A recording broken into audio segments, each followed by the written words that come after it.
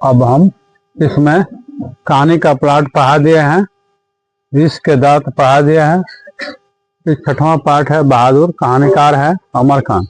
अमरकांत जी का जन्म बलिया जिले के नागरा गांव में हुआ था और 1925 में इनका जन्म हुआ था।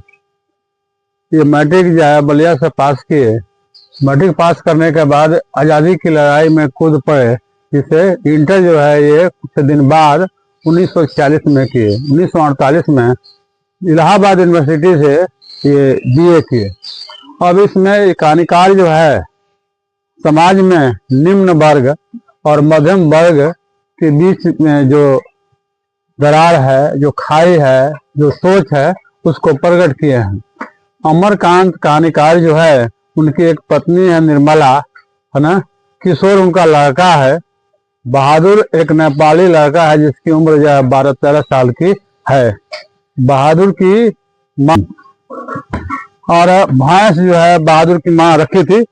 कुछ लोग बकरी रखते हैं, कुछ लोग भैंस रखते हैं, तो बहादुर की माँ भैंस रखती थी। भैंस से बहादुर की माँ को बहुत ज्यादा प्यार था।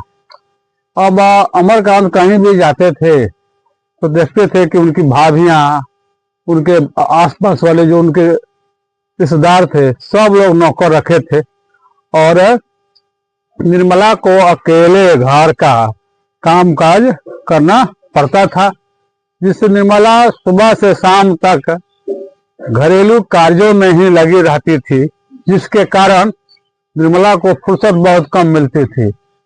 अमरकांत जो लेखक हैं, कहानीकार है, कहानीकार को तरस आती थी कि देखिए हमारी भाभियां हैं और आसपास के मेरे संबंधी हैं, सबके यहाँ नौकर है और मेरे यहाँ नौकर नहीं है। कभी कभी देखा देखी हो जाती है। देखेंगे आप लोग कि जो बड़े बड़े लोग होते हैं अपने बाल बच्चों का जन्मदिन मनाते हैं, जिसमें 10,000, 20,000, 50,000 का खर्च करते हैं, लेकिन देखा देखी गरीब आदमी भी अपने बेटा बेटियों का जन्मदिन मनाने लगता है, जिसमें 50-60 हजार नहीं, लेकिन 10-20 हजार का खर्च हो जाता है।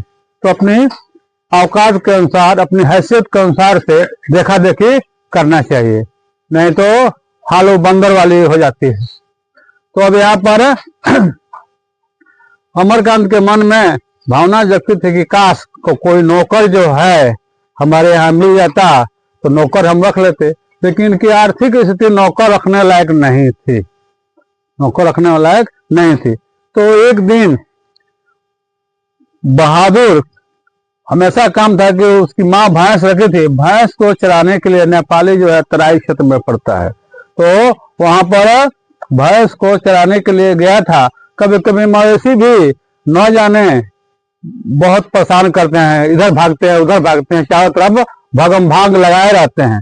उसी में भैंस जो है इतना उस दिन परेशान कर दी कि बहादुर जो है भैंस को कई डंडा मार दिया। भैंस को मारने के बाद वो भैंस जब आई तो खड़ी हो गई बहादुर के माँ के सामने। कैसे खड़ी हो गई कि देखो तुम्हारा लड़का जो हमारी क्या दशा किया। कभी कभी मवेशी भी लड़का जैसा काम करता है। सब मवेशी भी सोचता है कि हम केस कर देंगे, का मुंह तो नहीं है, भाषा तो नहीं है, लेकिन हम दिखा देंगे अपने मालिक से कि देखो तुम्हारा बेटा जो है मुझे क्या किया है। और भैंस जब खड़ी हो गई बहादुर की माँ के सामने, तो बहादुर की माँ समझ गई कि मेरा लड़का जो है भैंसिया को पिटा है। बस इतना न पिटाई की बहादुर की माँ बहादुर को कि बहादुर सोचा कि भैंस तो हमको परेशान की थी, तब उसको हम पीटे थे कि डर के मारे भैंस अगले दिन से इधर उधर नहीं भागेगी। लेकिन माँ जो है जितना भैंस को नहीं मारे थे उससे अधिक जो है हमको पिटाई कर दी। पिटाई करने के बाद बहादुर सोचा कि अब इस घर में नहीं रहेंगे। हाँ, माँ जो है बच्चे को प्यार करना चाहिए, तो उल्टे में काफी पिटाई कर दी है। वो घर से भाग गया। उधर घर से यह भागा, इधर अमरकांत सोच रहे थे कि कहीं नौकर मिल जाता तो नौकर को रख लेते। आखिर तो नौकर रखने की हैसियत मुझे नहीं है, फिर भी नौकर को रखते। तो कभी कभी आदमी जो सोचता है वह काम हो जाता है। तब तक एक नेपाली लड़का जिसकी उम्र 12-13 साल के करीब थी और नेपाली का चेहरा मोहरा आप लोग जानते हैं कि कैसा होता है। आ करके उनके दरवाजे पर खड़ा हो गया तो उसके विषय में अमरकांत पूछे तो पता चला कि वह घर से भागा है और कहीं रहना चाहता है किसी के यहाँ। सोचा कि इससे बढ़िया क्या चीज है, हम नौकर सोचिए रहे थे, अब भाग करके आइए गया तो आ गया तो इसको रख लिया जाए। तो नौकर को रख लिए और नौकर जो है बहादुर तो बहादुर ही था, उसमें काम करने की अद्भुत क्षमता थी। नौकर रख रहने के बाद घर के सारे लोग नौकर से है ना अपना काम कराते थे।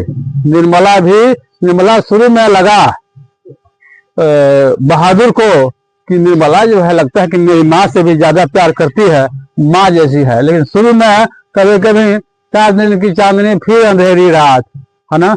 उसके बाद किशोर एक लड़का था लेखक का, कहानीकार का, वह जो है हमेशा कोई भी काम, बहादुर बैग लाना, बहादुर जूते साफ कर दो, बहादुर साइकिल साफ कर दो, सारा काम बहादुर बहादुर। घर में अभी बंद हुआ तब तक निर्मला कहे बहादुर इधर आओ, बर्तन मांजो, यह करो वह करो, सारा काम बहादुर पर ही घर का हो गया। यानी जो काम करने लायक भी रहता था तो बहादुर के बिना उन लोगों का काम नहीं चलता था। उसके पहले सब लोग अपना काम करता था, लेकिन बहादुर आ गया तो बहादुर की विशेषता थी कि बड़ा ही ईमानदार था और काम करने में जी चोरी नहीं करता था, काम चोरी नहीं करता था। और बहादुर, उसका नाम था दिल बहादुर शुरू में। लेकिन बहादुर को कभी कभी देखते होंगे बाबा नाम को लोग छोटा कर देते हैं। जैसे मान लीजिए किसी का नाम बुद्ध देव है तो उसको बुद्धू मीन्स होता है मूर्ख, बुद्ध मीन्स होता है ज्ञानी आदमी। तो कहाँ ज्ञानी और कहाँ अर्थ बदल गया, बुद्ध मीन्स मूर्ख। उसी तरह से दिल बहादुर का दिल जो है खत्म हो गया और निर्मला जो है कहने लगी कि बहादुर बहादुर शॉर्ट नाम हो गया, मैंने उच्चारण की दृष्टि से या कहने में आसानी सहूलियत की दृष्टि से नाम जो है बहादुर हो गया। तो बहादुर ऐसे करते करते किशोर जो है शुरू में तो उसको लगा कि बड़ा अच्छा घर आया है, खाना भी भरपेट मिलता है और काम भी कर देते हैं, काम करने में कोई दिक्कत उसको नहीं होती थी। लेकिन किशोर बात बात में उस पर हाथ चला देता था, गंदी गंदी गालियां बकता था। किशोर की विशेषता थी कि किशोर आता था तो कहता था कि पीठ का मालिश करो, शरीर का मालिश पूरा करवाता था। इतना ही नहीं, कहता कि मुक्की दो, पिठिया पर मुक्की दिया जाता है तो मुक्की खूब दिलवाता था। बहादुर के बिना किशोर का कोई काम नहीं होता था। उस समय पढ़ता था तो बाई से लेकर के जूते मोजे कपड़ा जो है घर भर का एकदम चमचमा देता था, उस पर आयरन जो है दे देता था, लोहा दे देता था। इस तरह से सारा काम बहादुर कर देता था। अंत में वो रखा था कुछ शीशे की गोलियां, पत्थर का कुछ सामान, ताश की गड्डी। जब फुर्सत मिलती थी तो खाट था उसका, एक टूटी हुई खाट मिली थी उसको, और उस खाट पर बैठ करके कुछ 12-13 वर्ष का लड़का खेलने की उम्र है तो खेलने की उम्र में भैंस के कारण, भैंस का प्यार उसकी माँ को बहुत था, भैंसिया से प्यार था, बेटवा से कम प्यार था, जिसके चलते उसको काफी पिटाई कर दी थी। तो बेचारा घर से भागा, तो घर से तो भागा, कहा जाता है देहात में किसी लड़की को कोई लड़की कहती है कि ना नैहरे में सुख न ससुरे में सुख, वही हाल हो गया कि घर पर था तो माँ पिट थी, है ना, काम करना था, भैंस चढ़ना पड़ता था। लेकिन यहाँ आने पर कहानीकार के यहाँ भी कम उसको नसीहत नहीं मिलती थी। बात बात में निर्मला भी पिटने लगी, किशोर भी पिटने लगा, लेकिन लेखक नहीं पिटते थे, कहानीकार अमरकांत नहीं पिटते थे। अब यह देख करके अगल बगल के लोगों में जलन होने लगी कि रे तो बड़ा मौज मस्ती करने लगा लेखक का, कहानीकार का परिवार, अमरकांत, निर्मला, किशोर, ये लोग तो नौकर जो है इन लोग को पूरा कपड़ा जो है चकाचक हो जाए, काम इन लोग का बहुत आगे चल रहा है, सब लोग कपड़ा साफ कर दे रहा है, जितना घर का काम है सारा काम कर दे रहा है। तो जलन देखिए, किसी को किसी के दुख से उतना सुख नहीं होता है, लेकिन किसी का दुख में कोई